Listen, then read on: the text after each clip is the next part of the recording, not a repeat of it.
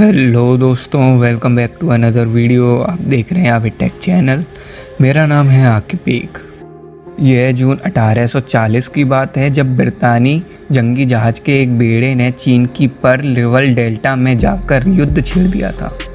चीन की तटीय इलाकों की सुरक्षा व्यवस्था बहुत ही कमज़ोर थी। इस ब्रितानी हमले के सामने चीन ज़्यादा देर नहीं टिक पाया और उसने अपने घुटने टेक दिए। इस युद्ध को पहला अफीम युद्ध भी कहा जाता है और फर्स्ट ओपियम वॉर भी इसी को कहा जाता है। तो चलिए दोस्तों, जानते हैं इस युद्ध के बारे में। लेकिन इस वीडियो को आगे देखने से पहले हमारे चैनल को सब्सक्राइब जरूर करें। उसके बगल में जो बेल आइकन है उस बेल आइकन को ज़रूर क्लिक कर लें ताकि हम कोई भी नई वीडियो डालें तो आपको उसका नोटिफिकेशन मिल जाए और आप हमारी वीडियो मिस ना कर पाएँ। तो चलिए दोस्तों, शुरू करते हैं। Let's begin.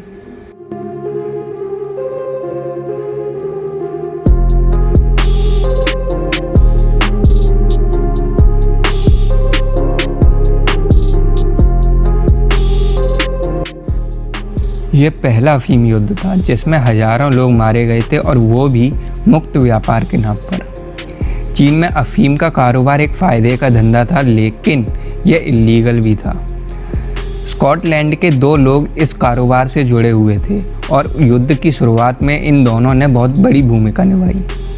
विलियम जॉर्डन पेशे से एक डॉक्टर थे और कारोबारी थी।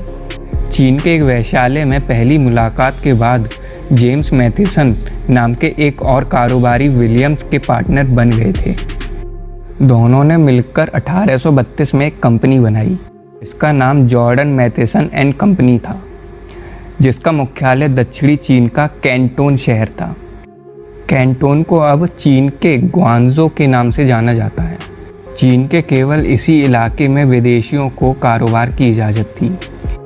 वे चाय के बदले में अफीम का कारोबार करते थे। ब्रिटेन में चाय के लिए गजब की दीवानगी थी। 18वीं सदी के आखिर तक ब्रिटेन कैंटोन से 60 लाख पाउंड की चाय हर साल मंगवाने लगा था। लेकिन जल्द ही ब्रिटेन को इस कारोबार में दिक्कत पेश आने लगी, क्योंकि चीन की शर्त ये थी कि वे चाय की कीमत के तौर पर केवल चांदी ही लेंगे। ब्रिटेन ने चाय की कीमत के तौर पर नक्काशीदार बर्तन, वैज्ञानिक उपकरण और ऊनी कपड़े जैसी चीज़ें देने की पेशकश की, लेकिन चीन ने इसे लेने से इनकार कर दिया। चीन के तत्कालीन सम्राट कियान लोंग ने किंग जॉर्ज तृतीय को एक पत्र लिखा और उसमें लिखा था, हमारे पास वो सारी चीज़ें हैं जो आप हमें चाय के बदले में देना चाहते हैं और उससे बेहतर गुणवत्ता वाली हैं। मैं ऐसी बेकार चीज़ों का कोई मूल्य नहीं समझता और आपके देश में बनी चीज़ों का हमारे यहाँ कोई इस्तेमाल नहीं है।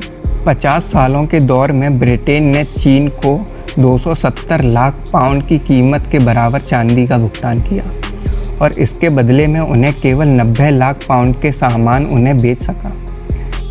ब्रिटेन के लिए चीन से आने वाली ये चाय धीरे धीरे महंगी होने लगी और उन्हें वहाँ से पैसा बनाने का कोई दूसरा रास्ता भी दिखाई नहीं दे रहा था। कम से कम कानूनी तौर पर तो ऐसा ही था, लेकिन भारत में मौजूद ब्रितानी कारोबारियों ने इसे एक मौके के तौर पर देखा। बंगाल के इलाके में अफीम की पैदावारी बड़े पैमाने पर थी। हालांकि चीन में अफीम पर प्रतिबंध था, बावजूद इसके चीनी चिकित्सा विधि में अफीम का इस्तेमाल हजारों सालों से होता आ रहा था।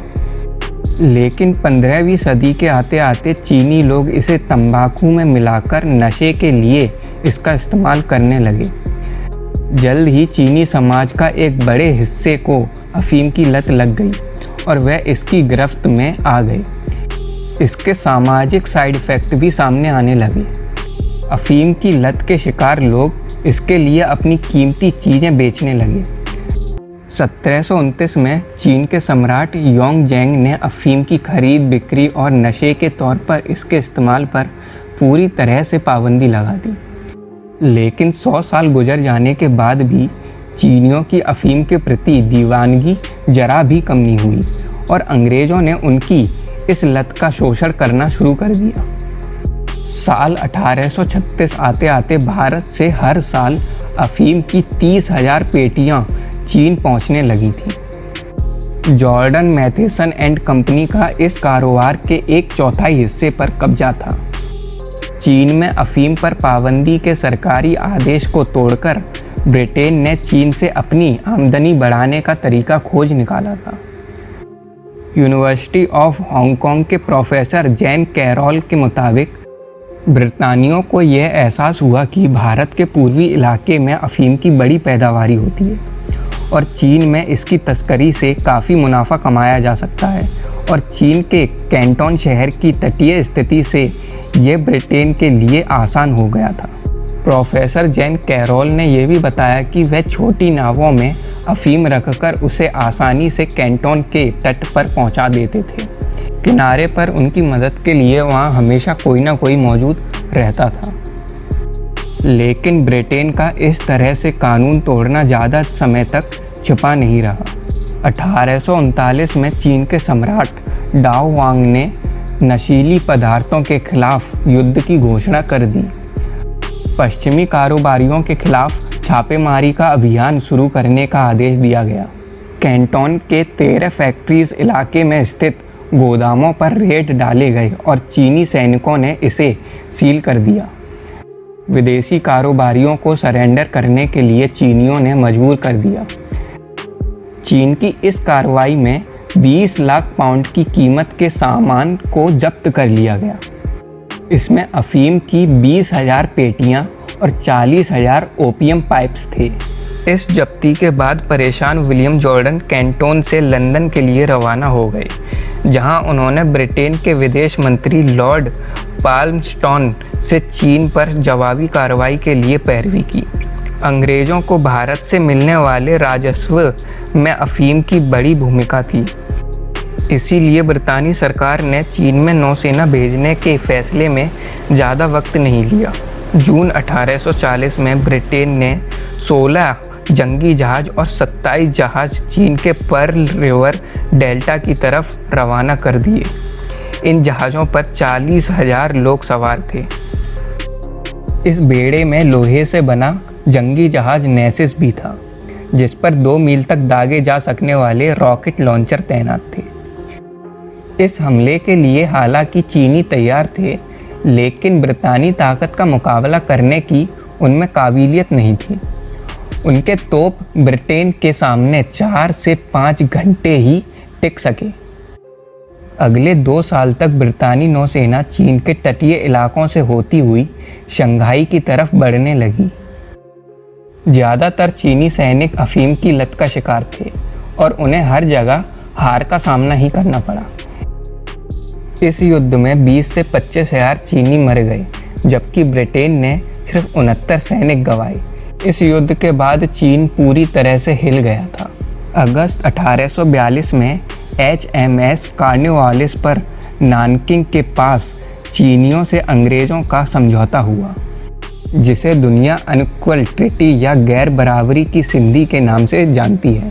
फिर चीन को 5 बंदरगाह विदेश व्यापार के लिए खोलने पड़े और अफीम के कारोबार से हुए नुकसान और युद्ध के हार जाने के तौर पर उसने ब्रिटेन को 2 करोड़ 10 लाख सिल्वर डॉलर अदा किए। ब्रिटेन को इस सिंध से हांगकांग पर कब्जा मिला, जिसका इस्तेमाल चीन में अफीम का कारोबार बढ़ाने के लिए किया जाना था। तो ये था पहला अफीम युद्ध, और इसके बाद एक दूसरा अफीम युद्ध भी हुआ था, जिस पर मैं दूसरी वीडियो बनाऊंगा। और अगर मैं वही इसी में बोलूँगा तो ये वीडियो बहुत बड़ी हो जाएगी और आपको इतनी बड़ी वीडियो देखने में बिल्कुल भी मज़ा नहीं आएगा। तो जल्दी से चैनल को सब्सक्राइब कर लें, ताकि हम इसका जो पार्ट 2 है वो जब भी अपलोड करें तो आपको उसका नोटिफिकेशन मिल जाए और आप हमारी वीडियो को मिस ना कर पाएँ। तो जल्दी से सब्सक्राइब कर लीजिए, फ़िक्र मत कीजिए, इसका पार्ट 2 मैं बहुत जल्दी डालूँगा। और अगर आपको कोई कन्फ्यूज़न है तो नीचे कमेंट का सेक्शन दिया है, कमेंट कर लीजिए और सवाल पूछिए अगर आपको किसी भी चीज़ में कन्फ्यूज़न है तो। और अगर आपको ये वीडियो पसंद आई है तो यार लाइक ज़रूर करिएगा, लाइक करना मत भूलिएगा, और सब्सक्राइब तो भूलना ही नहीं है। उसके बगल में जो बेल आइकन है उसको तो बिल्कुल ही नहीं भूलना है, उसको क्लिक करके ऑल पे दबाना, ये तो बिल्कुल ही नहीं भूलना, और जल्दी से सब्सक्राइब करें। तो चलिए दोस्तों, चलता हूँ, दुआओं में याद रखना, और मेरा जिक्र करना है तो सब्सक्राइब जरूर करना। Keep loving, keep sharing. मिलते हैं अगली वीडियो में, तब तक के लिए सायोनारा एंड बाय।